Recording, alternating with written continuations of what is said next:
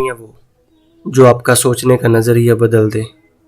गौतम बुद्ध के समय में वैशाली राज्य में एक प्रसिद्ध गणिका रहती थी जिसका नाम आम्रपल्ली था।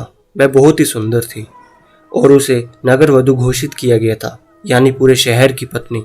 और वह इतनी सुंदर थी कि उसके महल के द्वार पर सदा सोने के रथ खड़े रहते थे।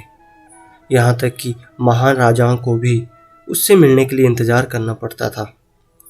वह एक केवल वैश्य थी, लेकिन वह इतनी अमीर हो गई थी कि वह एक राज्य खरीद सकती थी। आम्रपल्ली का शरीर जितना ज़्यादा सुंदर था, उससे कहीं अधिक सुंदर उसकी आत्मा थी, जो सच्चे प्यार के लिए तरसती थी। क्योंकि आम्रपल्ली खुद से वैश्य नहीं बनी थी, उसे जबरदस्ती राजा ने वैश्य बनाया था। आम्रपल्ली ने वैश्य बनने के पीछे एक कहानी है जो मैं आज आपको बताऊंगा। आम्रपल्ली अपने ग्राहकों को बहुत प्यार करने का दिखावा करती थी, क्योंकि उसके लिए उसका भुगतान किया जाता था। लेकिन अंदर से वह उनसे बहुत नफरत करती थी, क्योंकि वह सभी उसका इस्तेमाल एक भोग की वस्तु के रूप में करते थे, एक इंसान के रूप में उसका सम्मान नहीं करते थे। एक दिन आम्रपल्ली अपने महल की बालकनी में खड़ी थी। अचानक उसने अपने महल के सामने से एक युवा बुद्धा भिक्षु को गुजरते हुए देखा, जिसके पास कुछ भी नहीं था सिवाय एक भिक्षा पात्र के। लेकिन उसके पास जबरदस्त जागरूकता थी और लोगों को खुद की ओर आकर्षित करने की अद्भुत शक्ति थी। जब युवा बुद्धा ने भिक्षु ने ऊपर की तरफ देखा तो आम्रपल्ली उसे देख रही थी। युवा भिक्षु ने आम्रपल्ली की ओर देखते हुए बेहद सम्मान भाव के साथ आम्रपल्ली को प्रणाम किया। आम्रपल्ली एक कट उस युवा भिक्षु को देखती रही और पहली बार आम्रपल्ली के हृदय में प्रेम का उदय हुआ था, क्योंकि पहली बार किसी ने आम्रपल्ली को सम्मान की नजरों से देखा था। किसी ने पहली बार उसे इंसान होने का एहसास दिलाया था। आम्रपल्ली तुरंत सीढ़ियों से नीचे उतरी और बाहर आकर युवा बुद्धू के भिक्षु के पैर को छुए और कहा, भाते, कृपया आज के दिन आप मेरे मेहमान बने और मेरे महल में चलकर भोजन स्वीकार करें। आगे आम्रपल्ली ने कहा, कृपया मेरे निमंत्रण को ना कहे, क्योंकि पहली बार मैंने किसी को निमंत्रण दिया है। मुझे हजारों बार राजाओं और सम्राटों द्वारा आमंत्रित किया गया है, लेकिन मैंने कभी किसी का आमंत्रित नहीं किया है। ये मेरा पहला निमंत्रण है। युवा भिक्षु ने सम्मानपूर्वक आम्रपल्ली का निमंत्रण स्वीकार करते हुए भोजन ग्रहण किया। भोजन देने के बाद आम्रपल्ली ने कहा, भाते, आज से 3 दिनों के बाद बारिश का मौसम शुरू होने वाला है, जो कि अगले 4 महीनों तक रहेगा, और मैं आपको अपने घर में 4 महीने के लिए आमंत्रित करती हूँ। आने वाले 4 महीनों के लिए ये महल आपका आश्रय होगा। मैं आपको पूर्ण रूप से आश्वस्त कराती हूँ कि मैं किसी भी प्रकार से आपके ध्यान की बाधा नहीं बनूंगी, बल्कि मुझसे जितना हो सकेगा आपके ध्यान की सुविधाओं को सुगम बनाने का प्रयास करूंगी। दरअसल बौद्ध भिक्षु साल के 8 महीने गांव-गांव घूमकर बौद्ध धर्म का प्रचार करते हैं और बारिश के 4 महीने वे एक ही स्थान पर रहते हैं जहां उन्हें आश्रय मिल जाता है। युवा बुद्धा भिक्षु ने कहा, माफ कीजिए देवी, लेकिन इस विषय में मैं स्वयं निर्णय नहीं ले सकता। मैं आपके प्रस्ताव विषय को बुद्ध से पूछूंगा। अगर वह मुझे अनुमति देंगे तो मैं आपके महल में आश्रय अवश्य ग्रहण करूंगा। इतना कहकर वह बौद्ध भिक्षु वहां से चला गया। इससे पहले कि वह युवा भिक्षु बौद्ध के पास पहुंचता और कुछ आम्रपल्ली के बारे में बताता, उससे पहले वहां पर मौजूद अन्य भिक्षु बुद्ध के पास पहुंच गए और बुद्ध से कहा, आप उस युवा भिक्षु को रोकिएगा। आम्रपल्ली ने उसे 4 महीने के लिए अपने घर पर बुलाया है।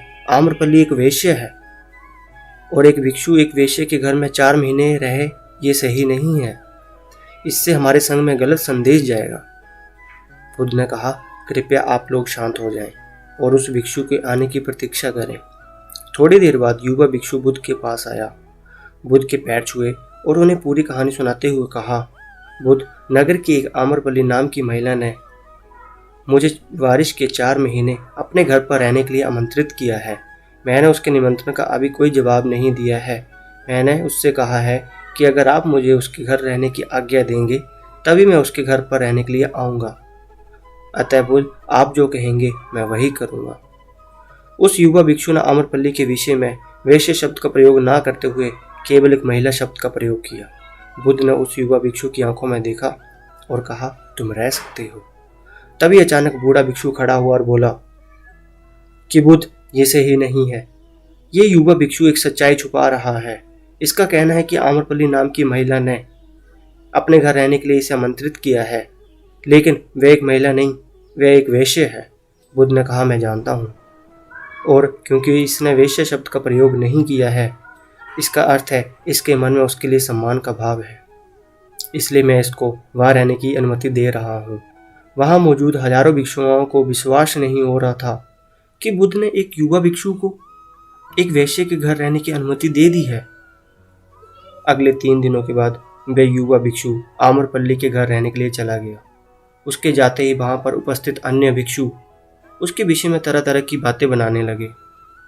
बुद्ध ने सभी को शांत करते हुए कहा, मुझे मेरे पर ऊपर विश्वास है। मैंने उसकी आंखों में देखा है कि उसके भीतर तनिक भी भोग की इच्छा नहीं थी। अगर उस भिक्षु का ध्यान गहरा है तो वह आम्रपल्ली के हृदय को परिवर्तित कर देगा, और अगर भिक्षु का ध्यान गहरा नहीं है तो आम्रपल्ली अपने शारीरिक आकर्षण से भिक्षु को परिवर्तित कर देगी। ये एक प्रश्न है ध्यान और शारीरिक आकर्षण के मध्य, जिसका उत्तर हमें 4 माह के बाद मिलेगा। बुद्ध की बात सुनकर वहां उपस्थित भिक्षुओं ने कहा कि बुद्ध, उस युवा भिक्षु पर बहुत अधिक भरोसा करके आप खुद को जोखिम में डाल रहे हो। वह भिक्षु युवा है और आम्रपल्ली बहुत सुंदर है। समय प्रारंभ हुआ, वर्षा ऋतु गई, 4 माह बीते और वह युवा भिक्षु वापस आया। उसने बुद्ध के पैर छुए और उस युवा भिक्षु के पीछे आम्रपल्ली भी आई। उस युवा भिक्षु ने आम्रपल्ली का बुद्ध से परिचय कराते हुए कहा, बुद्ध, ये आम्रपल्ली है और ये आपसे दीक्षित होना चाहती है। ये एक अनोखी महिला है। ये न केवल सुंदर है, बल्कि इनकी आत्मा उतनी ही शुद्ध है जितनी आप कल्पना कर सकते हैं। आम्रपल्ली ने बुद्ध के पैर छुए और कहा, मैं पहली बार देखने भर से इस युवा भिक्षु से प्रेम करने लगी थी, इसलिए मैंने इस युवा भिक्षु को अपने सौंदर्य से कई बार आकर्षित करने का प्रयास किया, लेकिन मैं पूर्ण रूप से असफल रही। इसकी बजाय इस युवा भिक्षु ने मुझे ध्यान की ओर जागरूक किया और ये एहसास कराया कि वास्तविक जीवन भोग नहीं अपितु ध्यान है। इसलिए बुद्ध, मैं अपनी सारी संपत्ति आपके भिक्षुओं को दान में देना चाहती हूँ और शेष जीवन ध्यान में बिताना चाहती हूँ। इसके बाद आम्रपल्ली बुद्ध के शिष्यों में पहली महिला हुई जिन्हें आत्मज्ञान की प्राप्ति हुई।